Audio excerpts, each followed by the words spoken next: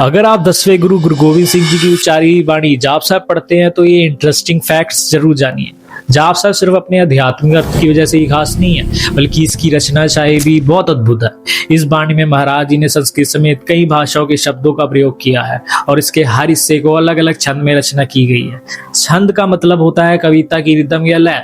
जैसे सबसे पहले आता है भुजंग प्रयाग छंद। भुजंग का अर्थ होता है सांप। इस छंद की लय सांप की चाल जैसे महसूस होती है। नमस्तन अकाले नमस्तन कृपाले नमस्तन अरूपे नमस्तन अनूपे। इसके बाद आता है चाची छंद, जिसकी रिदम बहुत तेज और तीखी होती है। अरूप है, अनूप है, अजू है, अपू है। फिर आता है चरपट छंद, जिसकी लय बहुत चुस्त और योद्धा जैसे उत्साह को प्रकट करती है। जाप साहब में इसी तरह के और भी कई अनोखे छंद मिलते हैं।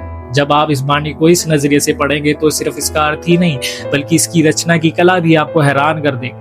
और एक बात जो बहुत से लोग नहीं जानते, ये कहना कि जाप साहब पूरी तरह संस्कृत में लिखी गई है, सही नहीं होगा। इस वाणी में संस्कृत के साथ साथ ब्रज, पंजाबी, पर्शियन, फारसी, अरेबिक और अन्य भाषाओं के शब्दों का भी प्रयोग किया गया है। यही चीज इस वाणी को और भी अधिक अनोखा और अद्भुत बना देती है।